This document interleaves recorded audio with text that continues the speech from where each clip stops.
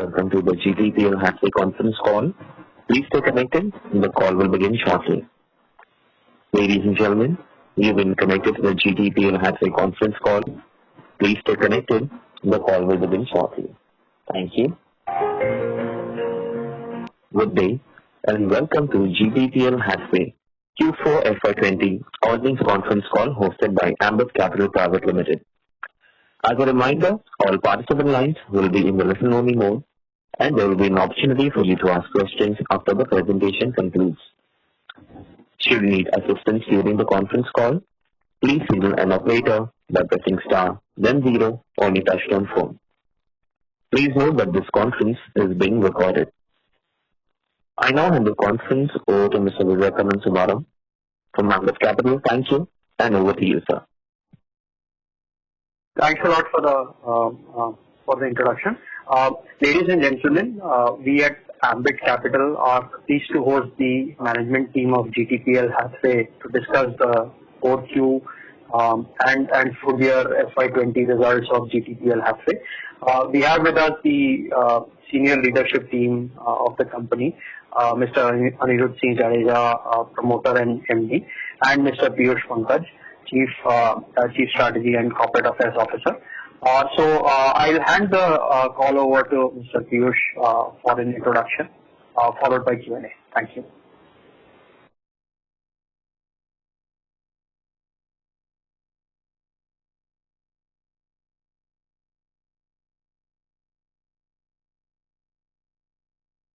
Mr. Piyush, may I request that you take a line from your side and go ahead?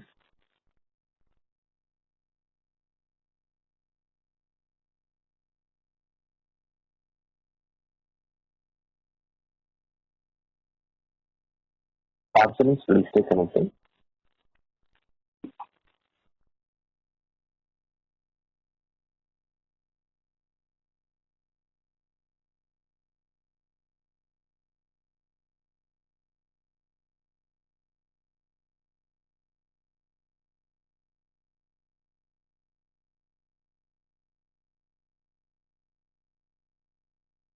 Thank you for your patience. We have the line for the management connected. So please go ahead.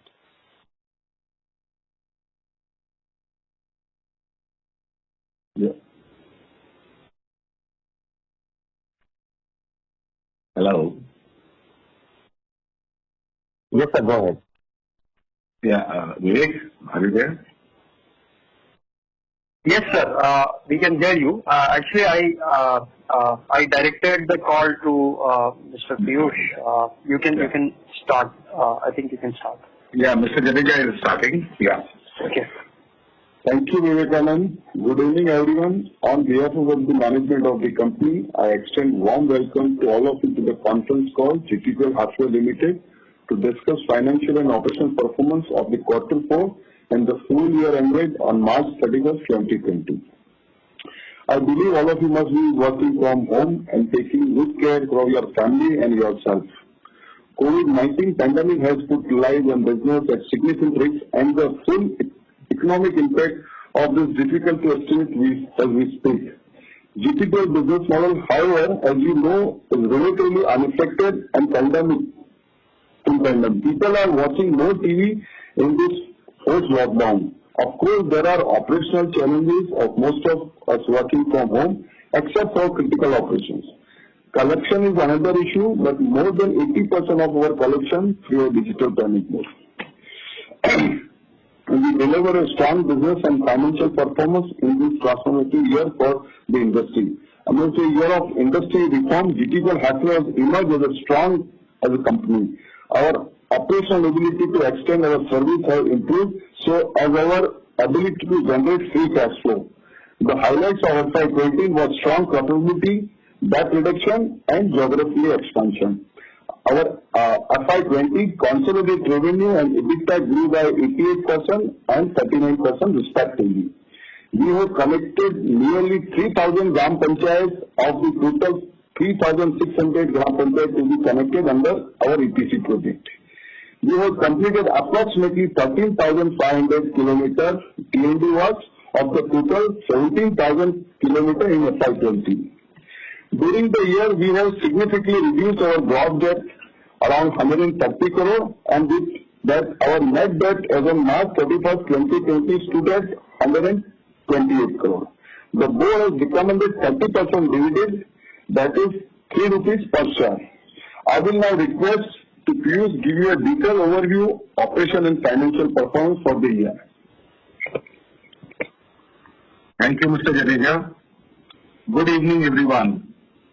I hope all of you are safe and healthy. GTPL, as many of you know, is one of the few consistently profit-making cable TV and broadband companies in India. Our business model is quite robust and can explore multiple growth opportunities that this sector has potential to offer. Allow me to give you a glimpse of our trajectory in the past few years. Between FY 2016 to FY 2020, we have doubled our paying subscriber base from 3.4 million in FY 16 to 7.5 million in FY 20. During the same period, our revenue and EBITDA have grown by 24% and 30% CAGR, respectively. We have been consistently generating free cash flow since FY 16 and have managed to reduce net debt by 2,523 million, means 252 crores in the last 4 years, and have returned money to shareholders in the form of regular dividends. I believe with such strong fundamentals, we are ready to pursue the next phase of growth, which has already been put in motion. With that, let us take a deep dive into performance for the year. Let me start with the CATV business. During Q4 FY20, we seeded 150,000 STBs, taking the total seeded box to 10.2 million. As on March 31, 2020, paying subscribers stood at 7.5 million, increased by 10% YOY. With that, during FY20, we seeded 7 lakh STBs and added 7 lakh paying subscribers. Our new customer acquisition campaign added 1 lakh new subscribers in FY20. We launched 12 new channels in FY20, taking the GTPL owned and operated channels count to 47. Our consolidated subscription revenue grew by 41% during the year. During the year, we have strengthened our CATV presence in Mumbai and have entered Chennai, Tamil Nadu. We have also expanded our subscriber base in Andhra Pradesh and Telangana in FY20, marking GTPL presence in 12 states across India. We are proud to be the first MSO in the industry offering versatile language-wise digital recommended packages to customers. During the year, we have launched the industry's first reward program, GTPL Pragati, to reward our business partners. The program emphasizes on subscriber retention and upsell, and the reward program offers performance-based incentive cashback. In broadband segment, during Q4 FY20, we added 170,000 new home passes and taking total home pass as on March 31, 2020 to 3.33 million. During the quarter, GTPL added 30,000 net broadband subscribers, taking the total net broadband subscribers as on March 31, 2020 to 4,05,000, of which 1 lakh are FTTX subscribers. For the full year, we added 9 lakh new home passes and added 80,000 net broadband subscribers and 46,000 FTTX subscribers in FY20. The data consumption as on March 22, 2020 stood at 162 GB per month per customer, up by 54% YOY. The broadband ARPU for FY20 stood at rupees 422 per month, marginally up by 2% YOY. Let us now move to our financial performance. On our consolidated business, including EPC contracts, during Q4 FY20, GTPL's consolidated revenue increased by 39% YOY to rupees 485 crores.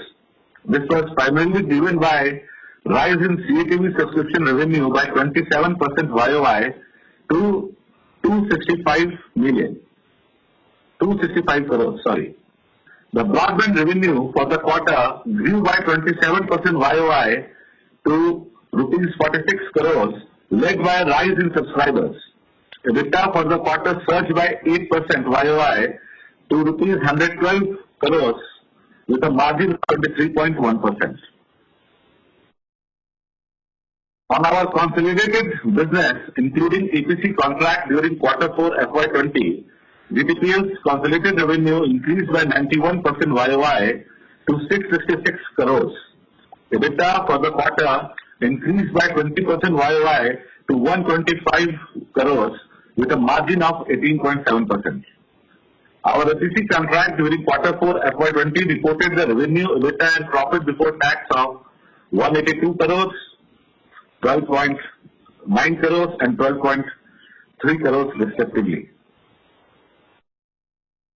FY20 was the first full year of implementation of new framework across the industry. Implementation of new regime prima facie resulted in change in LCO's earning profile adversely and restricted their cash flow cycle, consequently lowering their ability to pay their dues to the company.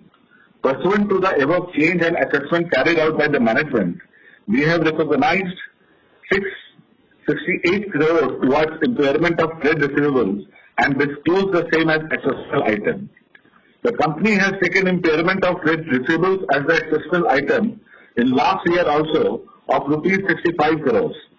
Last year impairment was mainly for direct business of company, and this year we have taken for all joint ventures company in their books and took provision of corresponding trade receivables in company books.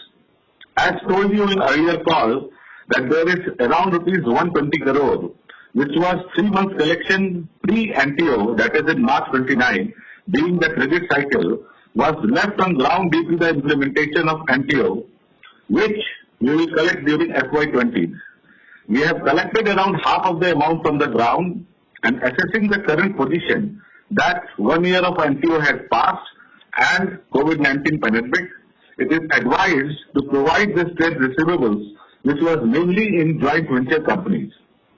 This is not deterring our cash flow generation, and no further exception item in this nature should come in FY21. On our standalone business, excluding EPC contracts during Q4 FY20, the company reported revenue of 314 crores, which grew by 36% year to year. This was mainly contributed by 20% YOY increase in subscription revenue at 180 crores. The company reported EBITDA of 63 crores with an EBITDA margin of 20%. Participants, please stay connected. The line for the management call.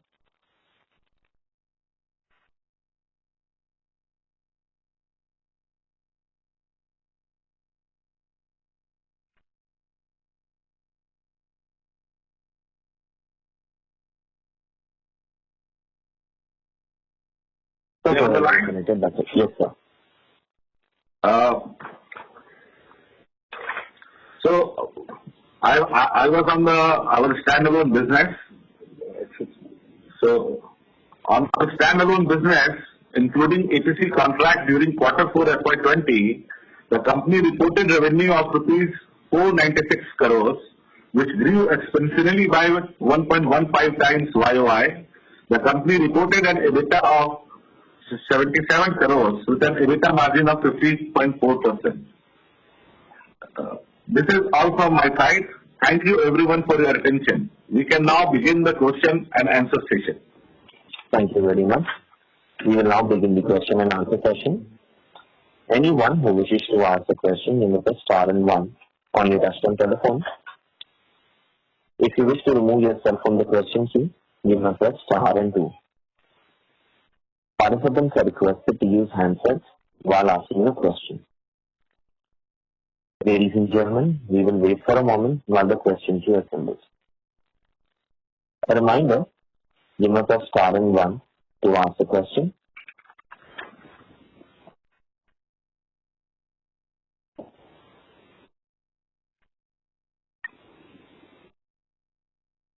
First question is from the line of Akash Shah from AMS Securities. Please go ahead.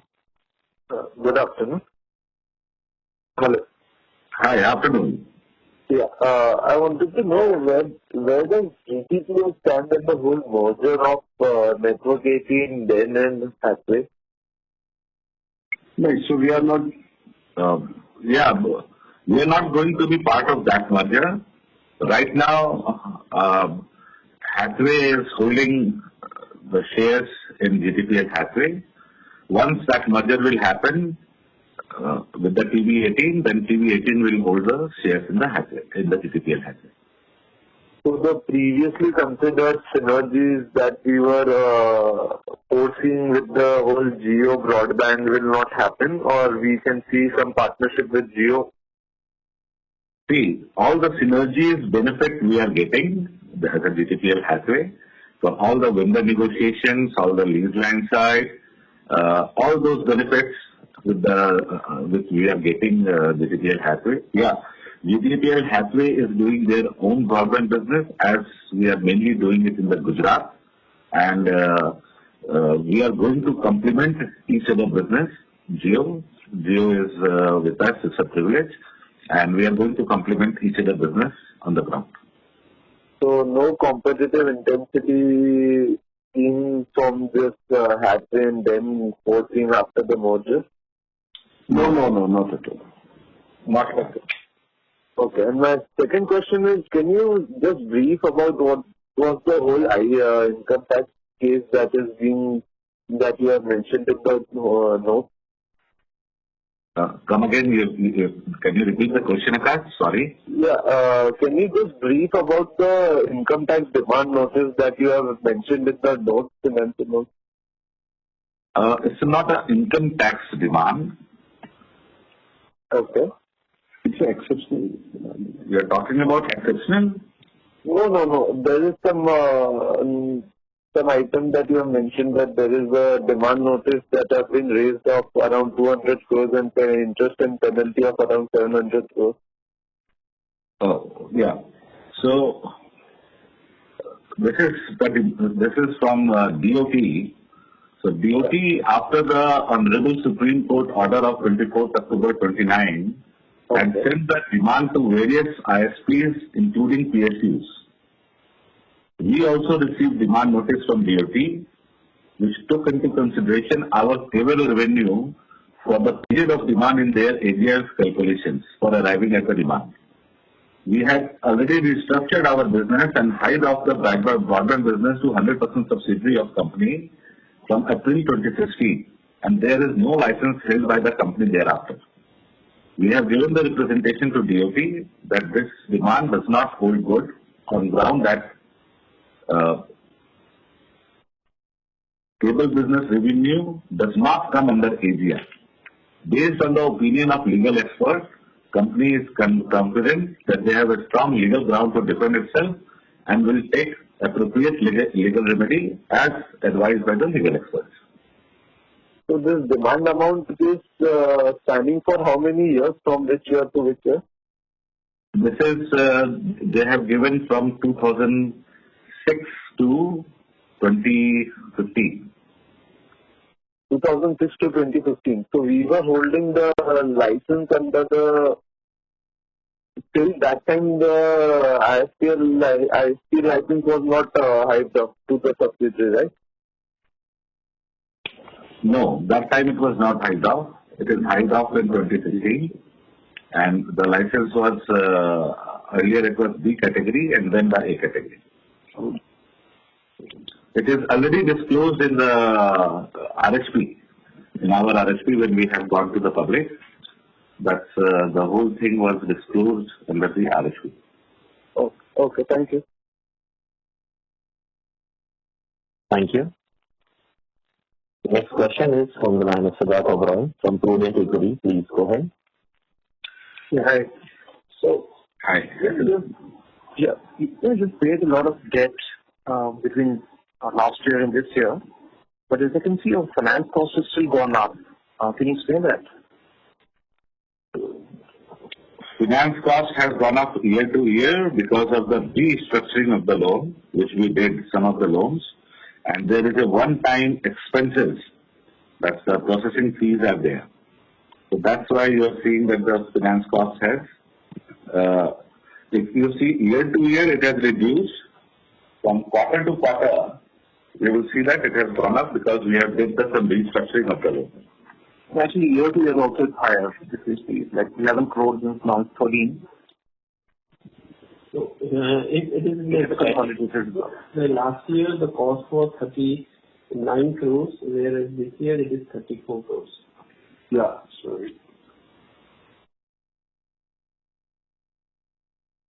I'm saying in the quarterly results. So how much is this extra deposit about on the quarterly?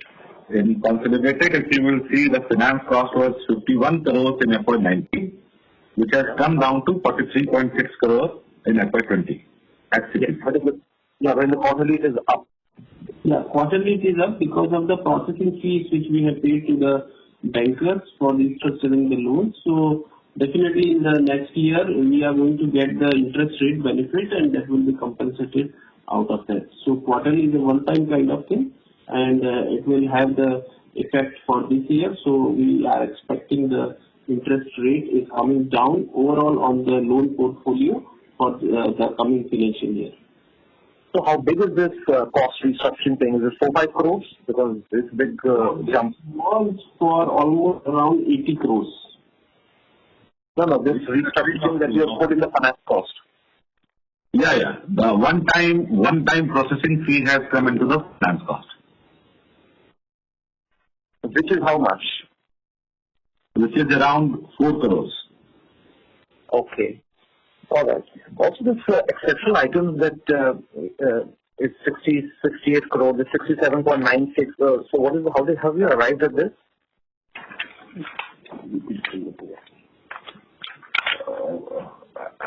So I just want to know that when I was giving the speech, you guys are able to hear the whole thing on the exceptional? Yeah, I did hear it. I did hear it. No, I will answer that. The 68 crore has been arrived on the basis that joint venture companies, what is the outstanding on their books for the ground and how much is there in our books for that JV companies. So it works from the ground to JV companies, from JV companies to parent company. And based on that, it has been arrived. Yeah, but last year also you had given this. So which was only for the parent, are you saying that? And now you've taken it into... That was only for the non-related parties, you can say, not for the related. Now we have given the effect for joint venture companies. Is there anything left now? No. Yeah, because we may get it another quarter or next year again. No, that's all. It's all... It's the exercise which we have taken and now this should not come in next financial years.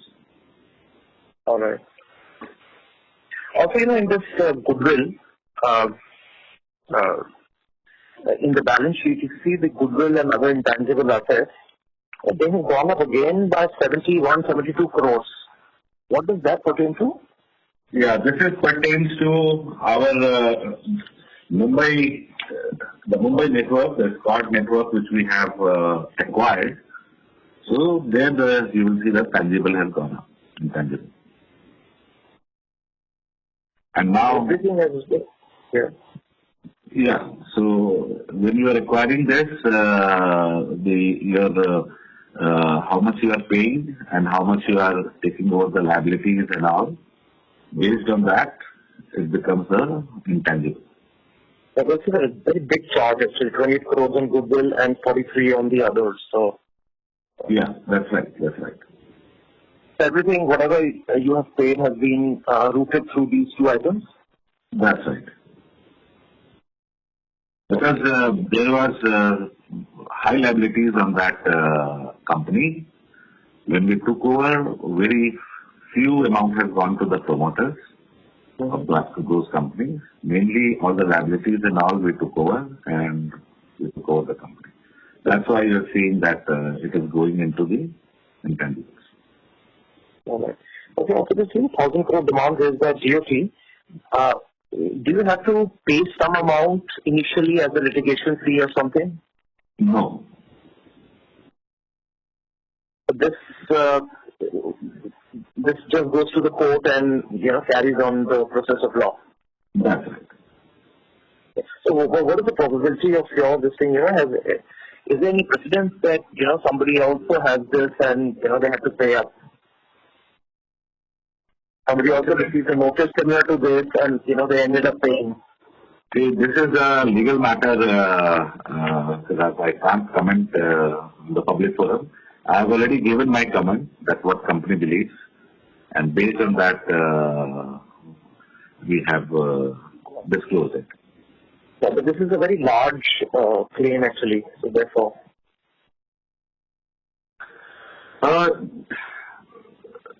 Actually, can't comment on this, Siddharth. Not. Okay, all right. We can talk offline now. Yeah. Sure. All right. Okay, that's all from my side. Thank you. Thank you. Next question is from line of Ayush Mittal from MAPL Value Investments. Please go ahead. Hello. Yeah, go ahead. Yes, please. Good afternoon, sir. So I was trying to understand about the company. I've been reading of late about it, and I wanted to understand, like, in terms of technological landscape, where do we stand in terms of technology when we compare to the new fiber broadband which are getting available in the market? Like when we compare it to ACT Fiber 5G, or when we compare to Jio. From what I understand, our technology is older and those new technologies are faster and they are offering bundle packages. How do we compete against them as of now? Rajan sir, can you take this answer? Yeah, Piyush, am I audible, Piyush? Yeah. No, essentially, I think we discussed it in earlier calls also. What GTPL has done in last 2 years, if you see the broadband company balance sheet and the capex which has been invested, there is a significant capex invested in upgrading the network. So we had something called MEN earlier in GTPL, and most of that has been upgraded to now fiber to building and fiber to home. Okay. In fact, that was the kind of inherent strategy as a part of the whole IPO itself. That was one of the purpose for which money was being spent. And the last few quarters or few months, we clearly see a huge increase in net trending also. Which maybe you can share the little more detailing about last 6 months the kind of turnaround which has happened in broadband business, which is based on technology upgradation which we have done. And as far as cable is concerned, GTPL always had technology which is one of the best in the world, at par with any other MSO across the world, frankly. I'm trying to understand, like today the cable and broadband is getting merged. Like a single fiber is offering both of these, and I think GTPL is also doing that. We have some subscribers where. So we are also going to the absolutely right. We are also going to the launch. It's a hybrid set-top box. You can see it in cable TV also. And what kind of investments would we need to do going forward towards this to upgrade whole of our network? Or is it already done? I think we have to divide it into two parts. One is something on access network. Second is the last mile consumer equipment. Okay. So access network, fiber is fiber, and access network is capable to handle anything. Okay. So access network is already there. Now, in last mile, you put two consumer premises equipment or you put a hybrid equipment.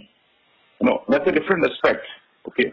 And as far as legally is concerned, still cable and broadband have a separate license. One is MIB and second is DOT. So in any case, combined bill, etc. is not possible because both are different licensing requirement itself. Okay. And so we have to differentiate between the access network technology and the last mile, which is a consumer home, which is the CPE. Which probably you can take it forward from here. Yeah, so as Rajan sir has said, that there is what we are going to do, and we are working on that technology already. And we already upgraded this entire network. So now it's our network. Earlier it was an MEN format. Now it's almost 70% network we transmit is the GPON technology. You can call it FTTH or FTTH. So that's already happened. We are working on the hybrid box. Already order has been given. So we are going to launch the hybrid boxes, the combined business of cable, broadband and OTT together. Earlier the plan is to launch in somewhere in July, but due to COVID we have to see that if we have to extend it by 1 quarter, we will do it. So all the technological thing, latest technology and all, that's we are working on. As a market leader, we are very much want to take benefit of these opportunities and to serve our customers better and better. Second question is extension to the question which keeps coming up. Like, we have Jio as a shareholder, but in our areas, Jio must also be launching the broadband and cable services on their own. So, is that a threat to us, or if not, then why? So Jio is not launching any cable TV business. They are majorly in a broadband business. So yes, I'm not saying it's our privilege that Jio is our partners, and we almost very good understanding, and we have a lot of synergy in terms of the infrastructure sharing, in terms of the content sharing. So we are not saying right now any competition sides with Jio. So because we are each other, we are complementing each other.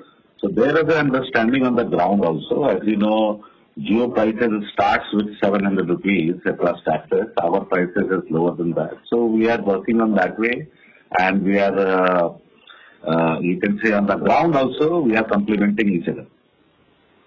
Okay. And are there any plans that we can, like if Jio wants to have their presence in Gujarat, can we be a friend for them or do something on those things, or that is not being considered as of now?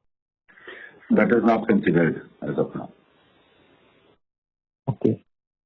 And what about the competition with other companies like Act Fiber and all these companies we are seeing are being very aggressive these days? And Jovi mentioned that the cable and broadband can be offered separately, but I am seeing in my area, in many areas, that these things are getting adopted now. See, last year we have launched our Giga HD, where we have started providing the cable and broadband business together. But we have to roll it back this because of the new NTO which was getting implemented. Now again we are coming with this in the hybrid box, where we are going to provide cable, broadband and our OTT all together to the customers. So that's the endeavor for the company to get more and more customers as a dual or triple or quadruple customers, so that the stickiness will be much higher on that. And in any case, all the areas where GTPL is operating, there is no other private players, some of the names which are being mentioned here actually. BSNL is a primary competition, and there is none of these players which are being mentioned which are there actually. So. Okay. So in continuation to the previous participant question around the write-up that we have recognized this year and last year, and then we continue to see very high intangibles and other things on the balance sheet. As an investor, how do we get comfort that more such write-offs won't happen in coming times? Because this is very, like, though the company is doing well, we appreciate the other parts, but this is very concerning to see such large write-offs keep happening, and there are concerns around the intangibles and other areas of the balance sheet. Yeah. One thing I want to confirm that there is no impairment of investments, high investments. There is no impairment of investment involved in this whole write-off and all, this whole exceptional items. Second, if you see, we are doing the valuation every year for the different companies. Already, if we talk about this company, Scott, already we get more than 250K subscribers, and if we do the valuation in 250K subscribers, we are getting around 150 to 160 rupees as an ARPU on that. Already it is at very high level. So what we are seeing that no, the impairment will not happen on these things. Mm-hmm. And the other thing is that the interest cost, like the previous participant asked, like if you are paying 45 crore of interest on a gross borrowing of almost 350 odd crore, this is a very high interest cost. Why is it so? Yeah, the two factors are there. One, I have already said that because of the processing fee and all. Second, there is a change in India's guidelines where you have to show lease in the interest side. So there is a two impact on that. Okay, as you have to see all the lease rents and all under the interest cost now. So earlier it was grouped under the head rents, and now as per the Ind AS 116, which is implemented with effect from 1st April 2019, means the current financial year for which we are discussing. So that has been grouped under the interest expenses. So put together the lease rentals and the processing fees which we have paid. That's why in current quarter it is showing higher. But with this kind of restructuring which we have done so far, we are expecting that the interest burden on the company will come down in future. Can you quantify how much will be the reduction for the coming year? We are expecting almost around 2% on our 120 crores of portfolio. So quarterly it will be somewhere in that range only.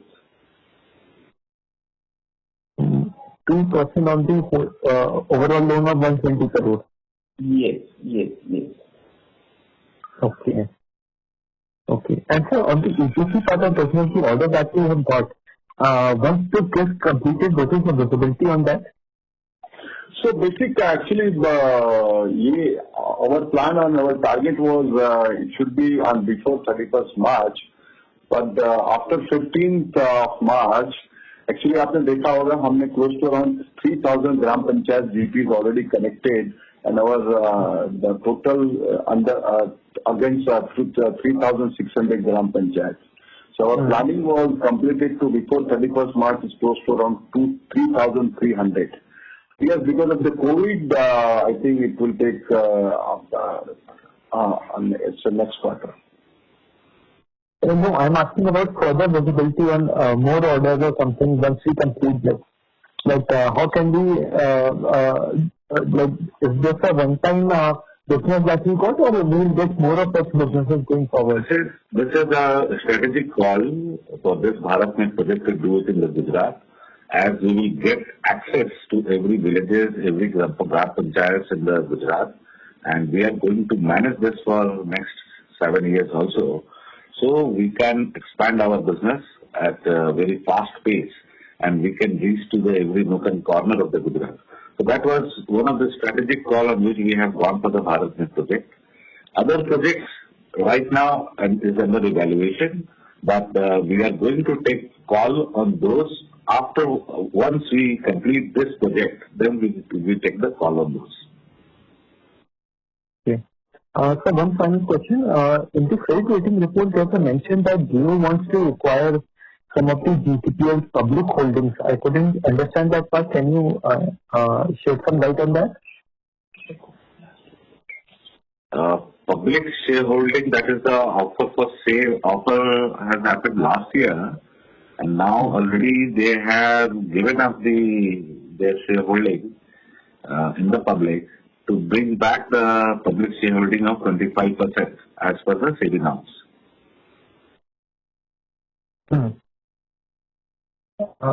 No, I couldn't get it. So, Jio has given the open offer last year in FY19, 2019 in February, as they were doing the open offer for Hathway and Hathway also, that they have given the open offer for GTPL Hathway. And in this February, they have already offloaded the shares to meet the public shareholding of 25%. Okay, got it. Thank you. Next question is from Patricia Baspari from Nakuras. Please go ahead. Hello, sir. I have a couple of questions. So, sir, on the EPC front, just wanted to understand that because of this lockdown, I'm sure there will be delays, but are the terms being modified? And are we getting reasonable extensions? And how do we see this, playing out after the lockdown opens? Do we see any one-off extra costs or, delays from our end because of any operational issues on ground issues for implementation? So, madam ये कहीं पे भी delay हमारी side से नहीं हुआ. Majorly delay round up the delay हुआ था because of the monsoon impact. And अभी जिस तरीके से because of the covid second round delay हुआ है, the target was as per the understanding and as per the agreement date was 31st December 2019. But because Gujarat में monsoon के time पे almost 60 days delays हुआ था एंड इस बार because of the covid. But उसका कहीं पे भी कोई इम्पैक्ट और वेदर इज एनी एलडी और ये जीटीपीएल साइड से कहीं पे भी उसका इम्पैक्ट आया नहीं है. और ये सारा जो डाउन द लाइन फर्दर है जो डिले हो रहा है और सारा अनदर लेट्स से एक क्वार्टर शायद और भी डिले हो सकता है, तो ये सारा प्रोविजन कैप्चर किया हुआ है. So all extensions and all those things are in place. Okay. And sir कोई एक्स्ट्रा कॉस्ट भी आप फोर्सी नहीं कर रहे हो कि ये डिले की वजह से कहीं लेबर कॉस्ट बढ़ जाएगा, ऐसा कुछ? We have taken in our financial all those provisions. Extra cost you can say is just the salary cost where some of our employees are there. Otherwise no extra costs are there. Okay. And so my next question is for broadband business. So we've been seeing some steady growth in home passes since last 7 quarters now. But and the conversation earlier was that it takes about 12 to 18 months for these home passes to eventually come into increase in subscription. But we have not seen any significant jump in subscribers. So how do we see this panning out? That's my first question. And my second question is relating to the outlook of ARPU in this segment. So there our ARPU has gone up by about 2%, but our consumption, the data consumption of our subscribers has gone about by 54%, right? I think the numbers that were quoted. So I wanted to understand how long are we going to be, using the strategy where we keep the revenue same, but the data provided is going to keep going up. Rajan sir, would you like to take this question and then I will complement?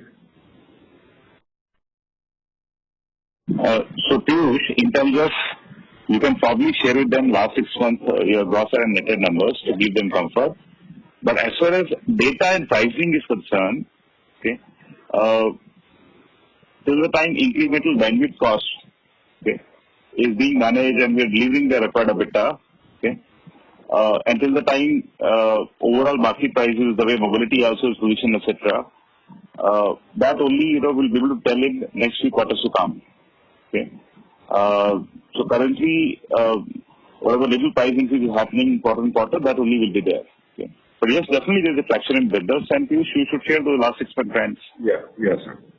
So, Diksha, if you see, you are right that we have started doing our home passes from somewhere in the mid of FY19, and you will see that from 1.6 million house home passes, we have come up to around 3.3 million home passes. So last, you can say that 18 months has gone. As I told that it will take around 18 months to 24 months between that to reach to somewhere between 18 to 20% of the penetration in the FTTH scenario. That has already happened. We are seeing the trend in the last 2 quarters that suddenly the sales has jumped around 40% for us. Means if we were doing around 30,000 sales in a quarter, it has gone up to around 50,000 sales in a quarter right now. Yeah, the churn is there. The churn has also came down. Earlier, if you see, we were doing around 35,000. The churn was around 20,000. That's why we are adding only 12K to 15K net subscribers. This has already come down to 20,000 now, the churn, and we are adding 50K there. So already 30K we have got this quarter. We are very hopeful that the coming quarter is going to be good. As you see that the home passes which we have built have started giving us yield, and we are hopeful that this year we have jumped by 16% in the revenue. This is going to be much higher in the next year in the revenue side. So on the churn side, so when you say that the churn has been high, so what exactly is happening? Are we losing out our existing subscribers to competition, or is it that the people have stopped, the users? It's more like a cancellation of subscription from their end. Yeah, you talk about in that way. The industry churn is at around 25% right now. In the overall, we are lower than that on the churn side. Yes, customers are taking the connections on their need. They might shifting to the wireless also. They are shifting to some of the wireline. In our case, as the competition is low in the Gujarat market, mainly it is either on the wireless or either they don't need this service. So that is the only probability. I will say that it is mainly people are shifting to the wireless, and that's why you will see that that churn is happening. But yeah, the new customers are coming in very high proportion on that way. Okay. And sir, one just last clarification about the write-offs. So you mentioned that total write-offs were about the total collections were about 120 crores, out of which we have taken 68 crores write-off right now. So is it safe to assume that the rest has been received? Or is it that last year we took half of the write-off and we are taking the other half right now? No, I have mentioned that in the first quarter of my call in FY20 that there is around 3 months collection lying on the ground because of the NTO. We have not collected that from the payroll operator, which was at around 120 crores. Out of that, around 50% we have collected in this last 9 months. And rest we have taken the call that we should provide, as already 1 year has gone for the NTO, plus this COVID pandemic is there. So somewhere for the more conservative accounting, we should go for provision. Okay. And then my last question is on cable TV segment. Sir, how much of our collection right now is on prepaid basis and how much of it happens on online basis? So how does the cash flow work? So when the subscriber pays, how does how much do we get it, and how is our LCO compensated for it? When subscriber pays to the LCO keeps its portion and give us the money as per the billing from our side to the LCOs. And right now, if you see, around more than 80% of our collection is on the digital mode already. We are trying that the next 20% also comes on the digital. And so this would be prepaid basis for the LCOs? Yeah, it's a 100% prepaid basis.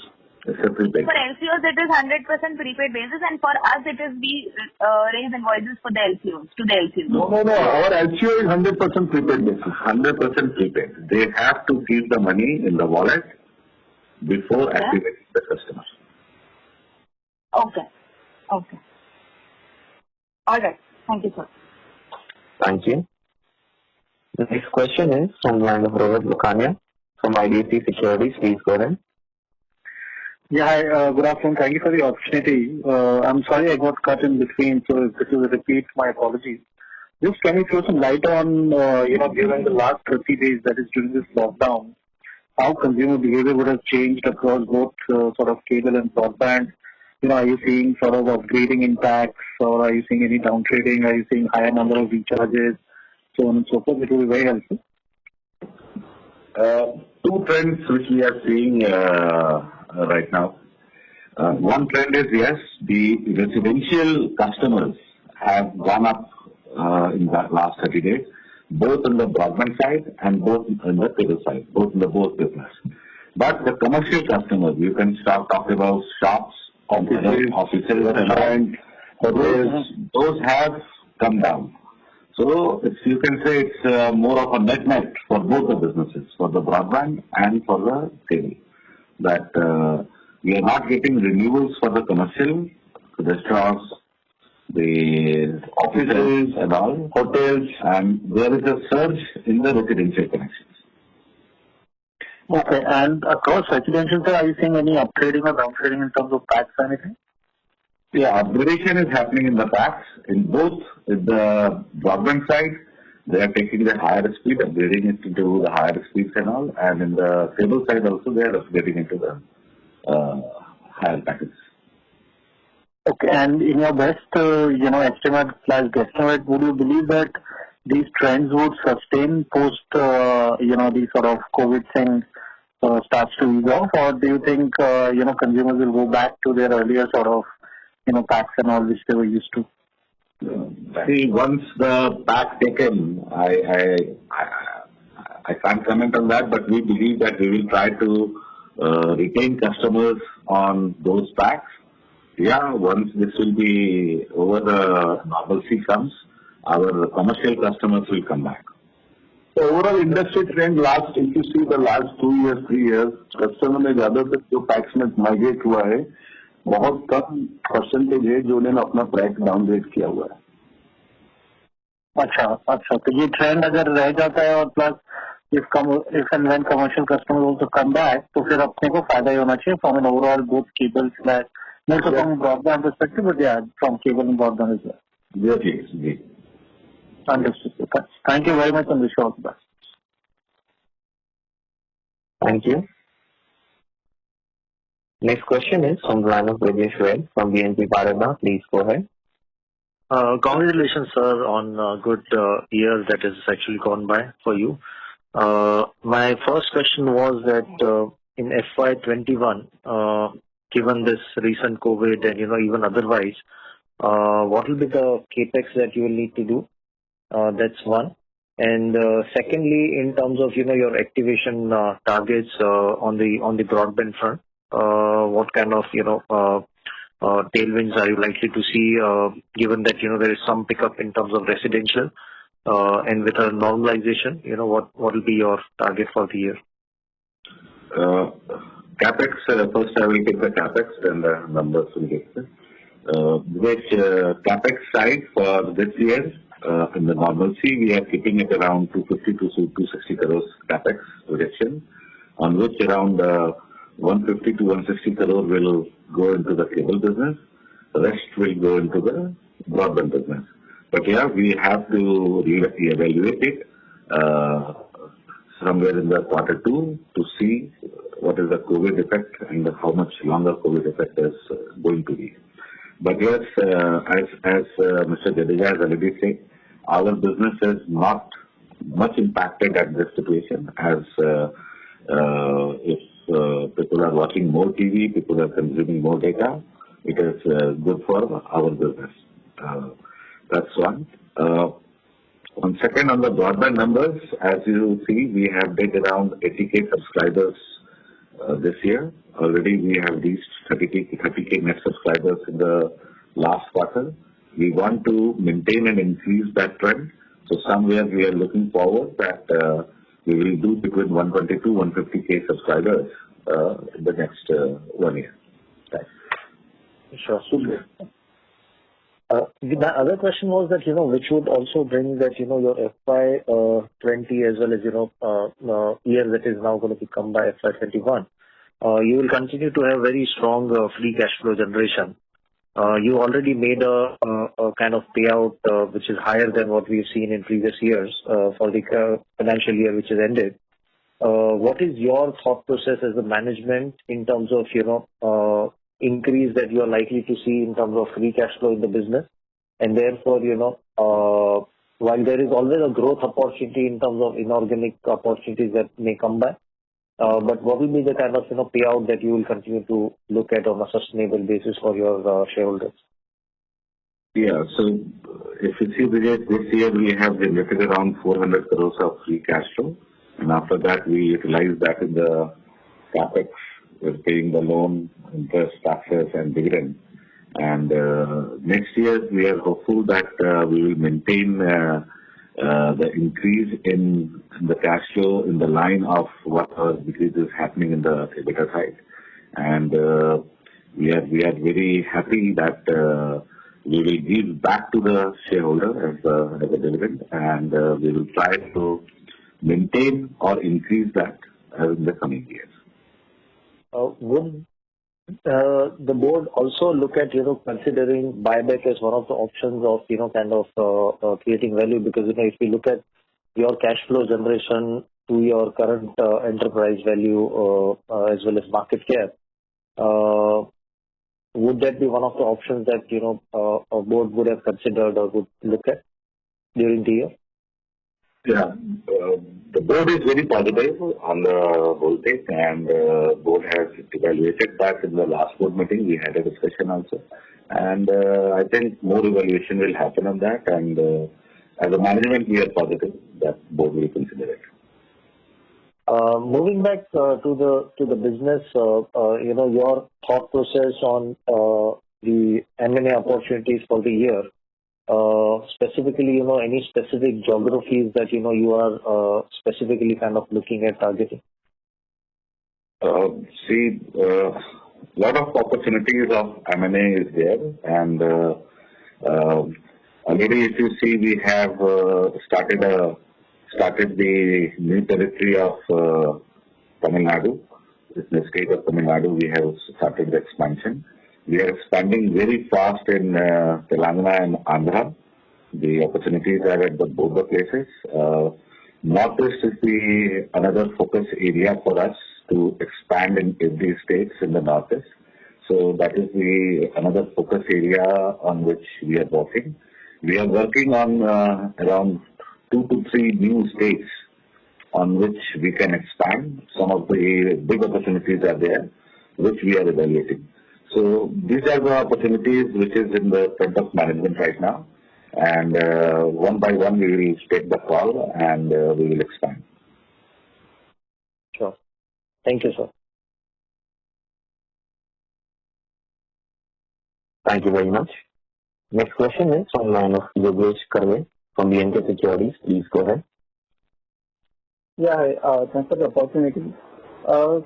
So as of March 20, we had a data of about 280 crores. So is it possible to share how much of this actually pertains to the EPC contract that we are pursuing? Yeah, just a minute. Just a minute, Yogesh, providing you.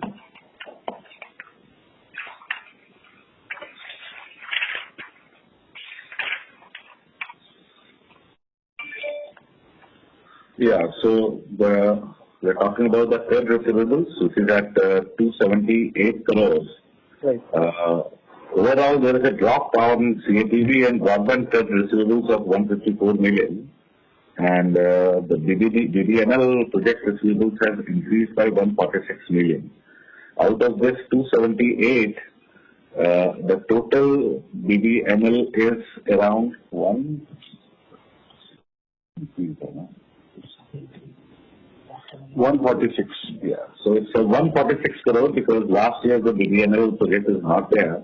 So the trade receivables of BBNL is 146 crores of that. Okay. So the normal receivables, so apart from the EPC, the receivables would be roughly in the handle of 140 crores. Yeah. Compared to 290 crores last year. Yeah, that's right. And this trajectory should continue, right? Because this is the mainly for carriage placement and some others. Subscriptions are almost million. Okay. It's important to carriage and placement, so this can continue at similar levels. Yeah, that's right. That's the broadcasters. Right. So in terms of, I understand our business is prepaid at the LCO level, so are dealing with the LCO are on a prepaid basis, but I understand this LCO will be facing some challenges as far as collections at their end. So is there any relief which has been sought by the LCO community from us under the prevailing circumstances because of lockdown? No, right now LCO communities have not asked for any relief, but yeah, from our side, we have given the relief for around a week's time on the credit. Mm-hmm. Okay. So the prepayments which were due in the month of April, so there has been no major disruption, right? Apart from a couple of days that we have released. Works in this way that 1 week's goes, they have to pay. Again, 1 week's goes, they have to pay. So there is no effect on the collection for the whole month. Okay, fine. And in terms of the broadband subscriber addition, so for the full year we did about, for the first 9 months we did about 50,000, and in last quarter it has accelerated to 30,000. So is there a sense about what should be the expectations in the coming quarter? So I would presume because of COVID and all, there will be increase in the subscriber acquisition. So any sense about what are we expecting in this next couple of months or quarters? So right now, Yogesh, you will say that what we are seeing in April right now, there is no change in the trends till date. We are hoping that if the lockdown will go away as announced by the government, then it is going to be positive for the business. If it continues, then we have to evaluate at that point what effect will come into that. But we are hoping that the trend will be same as the Q4 trend, which has happened. And finally, regarding our television business, so this year we had a big benefit from the NTO, but from first quarter onwards, I mean, from the next 2 to 3 year perspective, so what are our ambitions in terms of in terms of subscriber growth, and second in terms of the realizations or RP? This is from a longer term perspective. Yeah, so if you see in the subscriber base, we have grown by 10% this year. We are going to grow more by that if all the things goes on. So the target is to grow more than 10%, much higher than that way, on the subscriber base, and on the revenue side also. We want to maintain our CAGRs of what we did in the last 4 years. So that's the outlook for the business on which we are working on. Okay.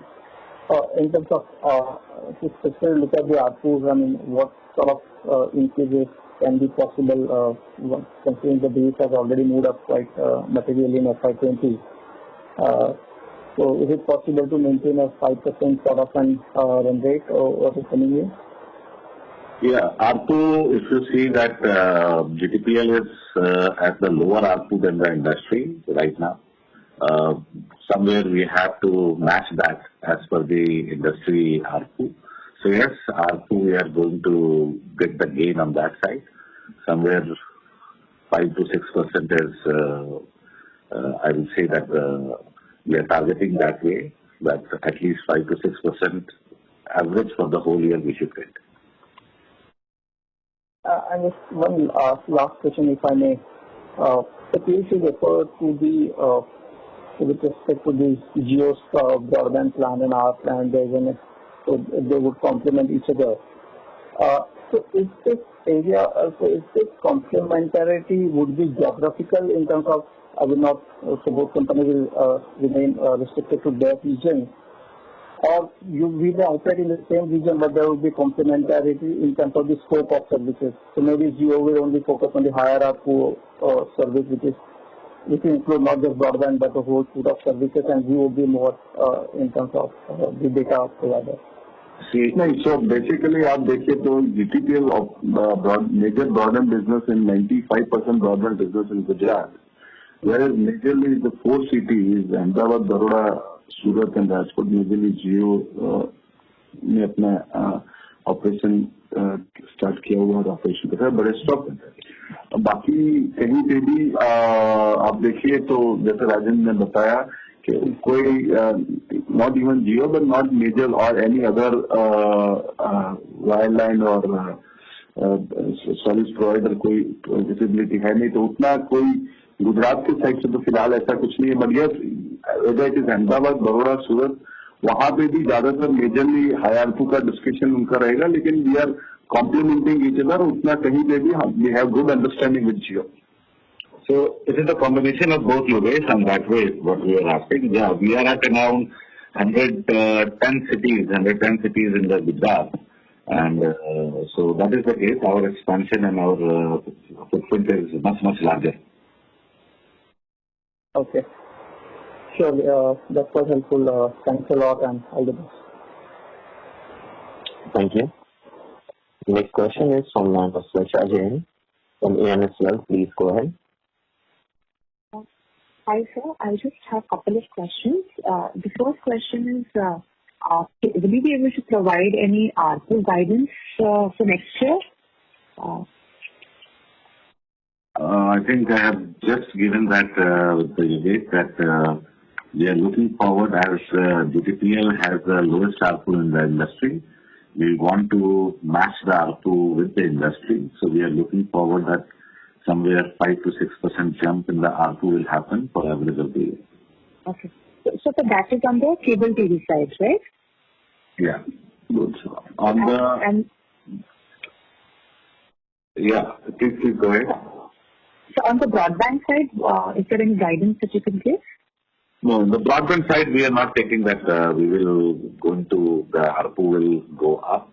We are looking forward that our volume will go up and through that the revenue will go up. We are going to maintain our ARPU in the market. Okay. And so just a clarification regarding the CapEx guidance that you've given for next year.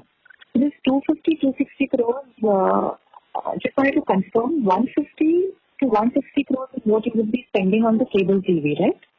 I just missed that part actually. Come again, sorry.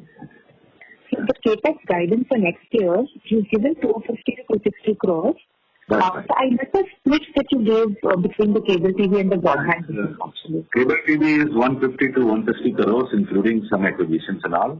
And 100 rest is going to be the broadband. Okay. And so in Tamil Nadu, I think they're growing very aggressively. Can you give some more flavor to it and just explain, what exactly is happening in that place? See, we have just entered last quarter in the Tamil Nadu, and we are already present in around 8 districts in Tamil Nadu, expanding very fast in other districts, and we are hopeful that we will penetrate this market very fast. Okay. Yeah, that's it for my side. Thank you. Thank you. Next question is from line of Aniruddhasinhji from OHM Portfolio. Please go ahead. Hi, good evening. Thank you for the opportunity. So 2 questions. First, there were some changes post the NTO. Very recently, TRAI had come up with some new guidelines on the tariff. So has that been implemented or what is the status on that? And second point is, when you talk about expanding into newer markets, now these are markets where someone is already present, like TN or Andhra Pradesh or Telangana. How are you able to make a dent in there? I mean, are you changing the service? Are you being able to change the existing LCO, MSO and making a road for yourself? It's not that easy, right? No, so आप देखिए तो majorly like Tamil Nadu and AP Telangana, let's take example like Tamil Nadu, आप देखिए जो जितने भी 5 big MSO player है, उसमें से कोई भी player अभी तक तमिलनाडु में नहीं है, जो भी है regional और state player तमिलनाडु में, but yes, अभी भी तमिलनाडु में is close to around 50% market is still not completed in digital format. So if you see the overall Tamil Nadu CNS zone is close to around 16 million. Whereas the only digital customer is in itself in Tamil Nadu is not more than 7 million. So it's a lot of opportunities there. और वहाँ पे भी कोई भी बड़ा big, at least you can say national player अभी तक कहीं पे वहाँ पे तमिलनाडु में नहीं है. The same as like AP Telangana, except Hyderabad, आप देखेंगे तो वहाँ पे भी national player एक या 2 player है, तो वहाँ पे भी काफी opportunity है expansion की. But वहाँ केबल तो है ना sir. I mean, Tamil Nadu I understand because of Arasu being present for so many years, no one got an entry over there, which is now you getting a chance to enter. But let's say AP and Telangana में local cable operators तो है, right? So are you tying up with them or you are getting completely and you're just displacing them off? So expansion is a both format, whether it is organic way or inorganic way. So दोनों तरीके से रहेगा. और रहा तमिलनाडु का discussion, मैंने आपको ये बताया कि close to around 16 million customers है, जिसमें से अभी भी 7 मिलियन ही कस्टमर्स डिजिटल है. Sir, I got that point, sir. That's a fair point because Arasu का presence था काफी टाइम से. और मेरे पहले क्वेश्चन पे सर TRA ने क्यों कुछ नया टैरिफ रिजीम निकाला था अभी रिसेंटली, उसका क्या स्टेटस है? That is still under the legal. I think broadcasters have gone into the legal, and so it is still under legal. So we have to see how the things will come up and when the implementation will happen on NTP. Okay, fine. Thank you very much, sir, and all the very best. Thank you. Thank you. Next question is from Aniruddhasinhji Doshi from Whitestone Financial Advisors. Please go ahead. Sir, thanks for the opportunity. Sir, 2-3 questions. One, you mentioned that out of the total 278 crore receivables, 140 crore is only from cable TV business, and that too mainly carriage and placement. Is it right? Yes. Yeah. Okay. So, secondly, sir, you mentioned that this 68 crore which we write off during this year, so that is, those all receivables were prior to the tariff order which came last year, right? That's right. Okay, so after the tariff implementation, we are on auto dunning mode, and therefore there are no more receivables from the LCO side. That's right. Okay. Secondly, sir, you earlier calls also you have mentioned that Reliance Jio's main focus area is on internet side, and GTPL Hathway or even the Hathway and the DEN networks will work independently on the cable business side. Now, that was true, but let's say after the merger of DEN and Hathway with the Jio, both those brands will be now marketed as a Jio brand only. So in that sense, do you see a competition in the Gujarat? Because obviously Jio will not, Hathway or DEN players will certainly target the Gujarat market as well under the brand Jio. So, सबसे पहले तो Hathway and DEN, they are merging in Metro 18, right? The subsidiary of Jio. So basically, देखा जाए तो कहीं पे भी cable TV में जियो, डायरेक्ट जियो कहीं पे भी बिजनेस ऑल ओवर इंडिया में कहीं पे भी स्टार्ट नहीं किया हुआ है. और यस, whether to GTPL और DEN, आज भी हमारा अंडरस्टैंडिंग है और they are our good partners and we are very much काफी सिनर्जी से काम कर रहे हैं, whether it is content side, distribution side, infrastructure side. तो वो कोई competition, we are not seeing any competition and we have good understanding. Okay. And second thing, Jio has launched that IPTV kind of model where on their 700 or 1,000 rupees pack, everyone can use the most of the apps like Hotstar or Amazon or even Z5 and all. So Jio have tied with all those things. So if I see, let's say as a consumer, if I have that connection, most of the channels, be it entertainment or news or sports, everything is available through Hotstar or a Sun TV का जो भी app है, or even a Z5. So do you foresee any competition due to this thing? See, we are also coming with our hybrid box on that way, all OTT, cable and broadband together, which we are going to provide. I will say the competition for cable business is not going to be there. Broadband side, we are already complementing each other as we are just in the Gujarat and we are complementing each other business. So we are not seeing threat on our business as a GTPL Hathway from the Jio side at all. So basically, आप जो बता रहे हैं इससे completely linear और non-linear television competition का discussion है. But I don't see in India the way linear TV ARPU is close to around 350 to 400 rupees, whereas non-linear TV ARPU, as you said, like 1,000 or 1,200 rupees. So I'm not seeing any competitions. I think it's better. It's not a competition; it's a complementing each other rather than competition. Okay. And last question, sir, on the EPC side, so what are the payment terms? Like we have a receivable of close to 150 crore. And secondly, on the EPC side, how much more is left out, order book left? So, yeah, please go ahead. Yeah, so in BBNL project, if you see, this project is self-cash project. You can say we are not utilizing any cash flow from the main business to fund this BBNL project.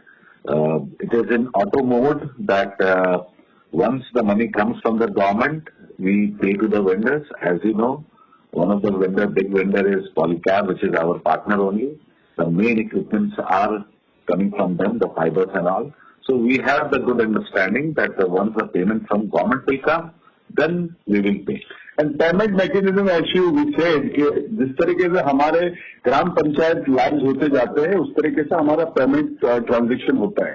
Close to around हमने 3000 ग्राम panchayat live कर दिए हैं, जिसमें से must be around 2500 payment भी already ग्राम पंचायत के receive किए. But yes, 500 panchayat because of this COVID situation, it's under process. पर जैसे जैसे ग्राम पंचायत लाभ होते जा रहा है, उस तरीके से उनका पेमेंट ट्रांजेक्शन फॉर्मेट रहता है. Okay, and in terms of revenue, how much more is left in EPC side? Out of this project around the total the project cost is 1050 crore, 1057 crores. Okay, so around 400 crore is left, approx. Yeah, right now we have taken 606 crores in the revenue. And total project cost is then the implementation is 1050 crores and close to around another 400 crores in the O&M sites. It's but it's spread out 7 years. Okay. Thank you. That's it from my side. Thank you. Next question is from the line of A.R. Suredi from Mojus India Infocom. Please go ahead. Sir, can you throw some light on DOT claim? Is the matter is under High Court or Supreme Court, or just negotiating with the representation to the DOT? Because the claim is very high. Yeah, so DOT, I will give you the whole background. It's more of DOT has raised the demand somewhere around 2013, 2014 on that time. We have given all the disclosures in our RHP on all those things. Then there is no communication. After the Supreme Court judgment on 24th October 2019, DOT has started sending the demands again for all the winning parties, including PSUs, including private parties and everyone. We got the demand also with the interest and penalties and all those things. If you see in this case, the demand has come to the many PSUs.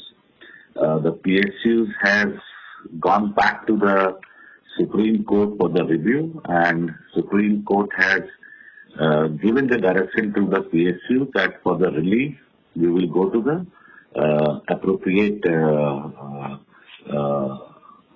authorities. This means that if we have to go for appropriate authority, means somewhere the legal opinion which we have got that this Supreme Court order is just on the telecom operators. So finally, this order is applicable to majorly. We got this legal opinion. It's related to TSP operators. And yes, this whatever revenue we are doing in cable TV sites, it's a completely different license under MIB guidelines. So the completely licensed format is also not part of under ISP. Yeah.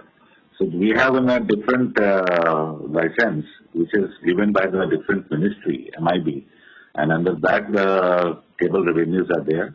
So our contest is that you should not charge the license fee on the cable revenues, and this is just the remaining cable revenues on which they have given the. So the legal opinion which we are getting from our lawyers and all that our case is very strong, and once the courts will open and all, and other PSCs are also taking their legal course.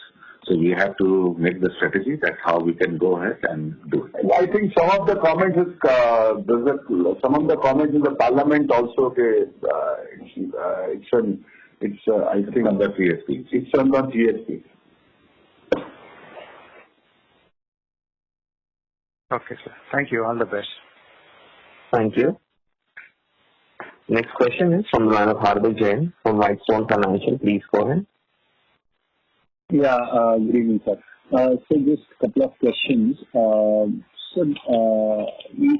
As you were explaining about the intangible assets, I can understand the goodwill is because of the acquisition, but there is also other intangible assets which I assume should not be because of acquisition. So if you can explain what is this other intangible asset? See, two types of things happen. One is the tangible and one is the CATV franchisee. CATV franchisee is when there is a partnership firm and we took over the subscribers from them. So there is a partnership from Sanal and we took over the customers from them. The assets of those goes under the CATV franchisee. If there is a liabilities and all. And the other one is the intangible, where you are taking over the private limited companies and you are doing the acquisitions but taking over some liabilities of those, and that is going into the intangibles. So that's the difference. Both are on the same. One is from the partnership and second is because in cable business, if you see a lot of cable businesses are happening under the partnership firms. So that is the difference. Both are same, you can say. Okay, great. So one more thing, because now many broadcasters are also will also face the problem of advertising revenue and all. So do you foresee a situation where there will be negotiation on the placement and carriage fee, or you'll have to give some relaxation to the broadcasters on that front? So, अगर आप placement और carriage और marketing revenue अगर देखेंगे तो 70% placement carriage and marketing revenue from their broadcaster and 30%. Sorry, sir, I can't hear you properly. There's some noise. Now it is okay. Yeah. So yes, so अगर आप देखेंगे market placement और marketing side और carriage side, so 70 to 75% revenue is from pay broadcasters. वो कहीं पे भी we are not foresee any impact on that, और I don't वहाँ पे कहीं इशू नहीं. Yes, जो free to air broadcasters है, some news channels and some music channels or some movie channels, might be अगर ये कोविड extend होता है तो yes, there is an issue. So on those, if the COVID extends and they are going to get affected, so there we might see some problems. Right. Okay. And so even if we add back the write-off that we have done, the 68 crore, if we add back to the EBITDA, so still our EBITDA margins have fallen a little bit. So if you can explain that. Yeah, EBITDA margin side, you can say it has gone because this year what is happening that till last year we are collecting and we are paying to the pay channel according to the deals, earlier deals. In the NTO, what happens that you have started collecting more from the customer and paying a bit more to the pay channel. So as your base has increased, means your revenue has gone up very increased on that ARPU. Because if you see our ARPU was at 73, 74 rupees before NTO, 76 rupees. It has gone up to around now 125, 126 rupees. But earlier we were able to, you can say if we are giving 50 rupees to the broadcaster, now we are giving back to the broadcaster around 65, 70 rupees. So on the percentage terms, if you see, because it has gone higher, your margin will shrink a bit. But we are hopeful that we will recover in the next financial year. And same with the marketing placement and the carriage income is also increased. Hardik, actually, if you compare the ex-EPC business margin versus the last year margin, the margin is around 29.5%, and the last year the EBITDA margin was 28%. So if you are including the EPC business, then probably you may find actually the lower margin, because the EPC is a lower margin business, and last year the EPC was not there. So if you compare the ex-EPC number versus the last year, our margin has actually gone up by around 150 basis points. And if you compare with the EPC contracts, then your statement is correct. So it's primarily because of the EPC, I understand that. Okay. So and one more thing, because from the LCO side, you've given this 1 week credit period to them, but I understand that most of the LCOs will have to collect, physically from their customers. So how are they putting up? Because how will they manage to even pay for 2-3 weeks that have gone by?